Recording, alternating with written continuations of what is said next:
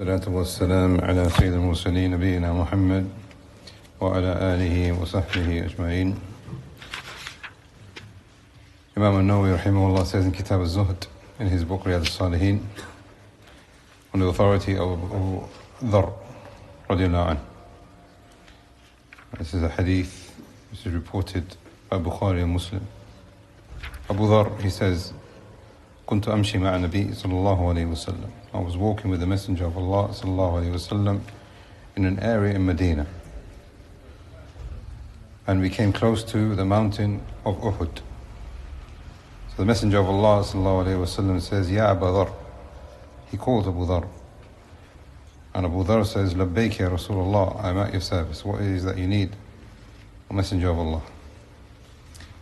So he says to Abu Dharr, whilst looking at Mount Uhud, ما يسرني, it doesn't please me, أن عندي مثل أحد هذا ذهب تمضي علي 3 أيام وعندي منه دينار. He said sallallahu alayhi wasallam, I am not pleased, but if I have with me some gold, especially the size of this mountain here, that much amount of gold, that I will hold it for a period of 3 days. I wouldn't hold not even 1 dinar from it, not even 1 gold coin. إِلَّا شَيْءٌ أَرْسُلُهُ لِدَيْنٍ, except for something that I will leave behind to pay off my debts. And Uthaymeen rahimahullah is saying here that the Messenger of Allah sallallahu alayhi wasallam is making an exception for those things which are wajib from the rights of other people. So that's the exception that he's made. إلا أن أقول, except that I, with my actions, he says أقول, but with my actions, به عباد الله هكذا وهكذا وهكذا. Or I say عباد Allah, but in another version, I say with my hands, أقول بيدي هكذا وهكذا وهكذا. Just dispersing all of this gold that he's got in front of him. How big is Mount Uhud? Roughly 1 kilometer. More than 1 kilometer. How high?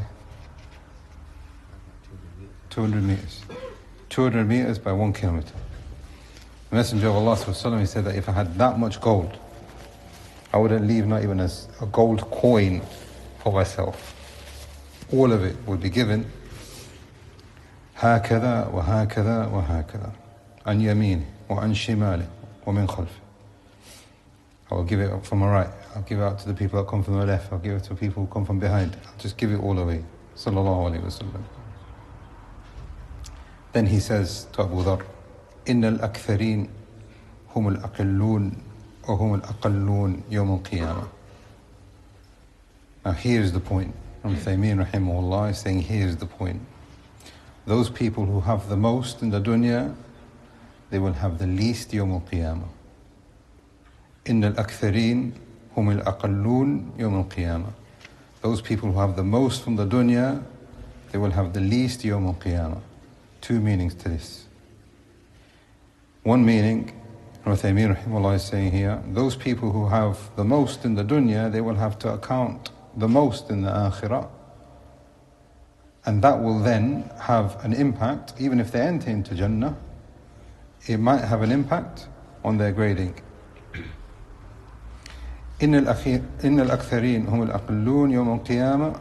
Ibn Uthaymeen rahimahullah is saying from this sentence, the second possible understanding is that those people who are given the most in the dunya are going to be distracted by the dunya, therefore they will have the least of good deeds يوم القيامة.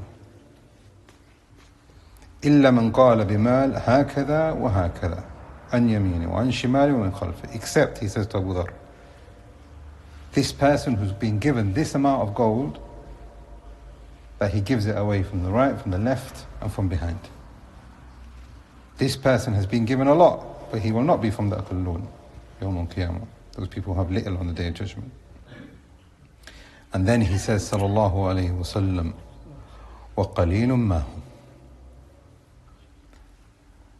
The number of people that are given a lot in the dunya, but will be safe on the Day of Judgment, are very, very small. Then he says to Abu Dhar, go back to your place. And don't come to me, I will come to you.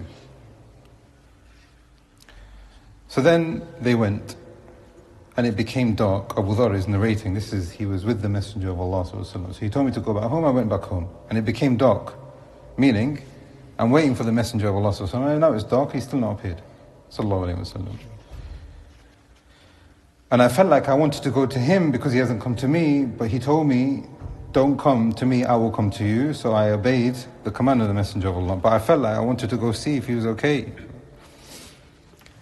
And because he said he wanted to see me, I wanted to see him. But I remembered his words. So I stayed in my house. And then he says, فَسَمِعْتُ صَوْتًا قَدْ ارْتَفَعَ. I heard a really, really loud sound. And now I was even more worried. Now I wanted to go see the Messenger of Allah because I've heard this sound and I know what this sound is. And it could be something which is dangerous. It's alarmed him.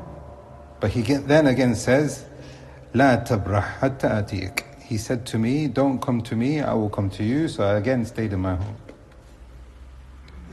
And then the Messenger of Allah ﷺ appeared and he came to me. So Abu Dhar says to the Messenger of Allah ﷺ, سمعت صوتا تخوفت منه. I heard a sound and I was really scared by this sound, O Messenger of Allah. So the Messenger of Allah ﷺ says, هل سمعت? What, did you hear that sound? So he said, نعم يا رسول الله. Yeah, I heard that sound. So the Messenger of Allah ﷺ says that was Jibreel. He came to me and he said to me, now perhaps this is the reason why he was late coming to Abu Dhar. He said, that was Jibreel and he came to me with revelation. And he says to me, from Allah subhanahu wa ta'ala, من مات من أمتك. Now here is a word here that the Messenger of Allah ﷺ is using, which is something which is specific for this ummah. Whoever dies from your ummah, not for all the other ummah. Something which is specific for the ummah Muhammad sallallahu alayhi wa sallam. Whoever dies from your ummah, لا يشرك بالله شيئا دخل الجنة. Anyone from your ummah who passes away and he doesn't associate any kind of partners with Allah subhanahu wa ta'ala, not in rububiyyah, not in uluhiyyah, not in isma wa sifat, he will enter into Jannah. Now why do I say this is specific? This is the case for all of the ummah that came before us. However, the ulama have said that the people who have committed major sins from the previous ummah, they are going to be held account Yawm al-Qiyamah. As for the muwahhidun, the people of Tawheed, from this ummah, you have heard what he has said. It is possible that these people will go to Jannah and they've got accounts and accounts of major sins. As long as you come Yawm al-Qiyamah with Tawheed and you've not committed shirk at all, that person will enter into Jannah. May Allah make us all from. So Abu Dhar says, وَإِن زَنَا وَإِن سَرَقْ. Even if he commits adultery and even if he has stolen something, meaning Abu Dhar is now taken back. He's saying that people are going to go to Jannah even if they've got major sins. The Messenger of Allah ﷺ said, وَإِن زَنَا وَإِن سَرَقْ. Even if he committed zina and even if he stole. And Abu Dhar asks again, and the Messenger of Allah ﷺ says it again. And he asks again, and then the Messenger of Allah ﷺ says it again. And then he says, even if Abu Dhar's nose is filled with dust, meaning even if he doesn't like it, meaning he accepts it, Abu Dhar, the people of Tawheed will enter into Jannah. Now this is the completion of the hadith. The main part is the beginning where Abu Dhar was saying that he was with the Messenger of Allah ﷺ at Mount Uhud. Is that a one-off event? It's not a one-off event. Next hadith on the authority of Abu Hurairah. Abu Hurairah became Muslim in the 7th year after Hijrah, which now tells us that this narration with the Messenger of Allah ﷺ happens a couple of years before he passes away sallallahu alayhi wa sallam. Abu Hurairah narrates exactly the same thing from Abu Dhar. So the Messenger of Allah sallallahu alayhi wa sallam is not just saying it once.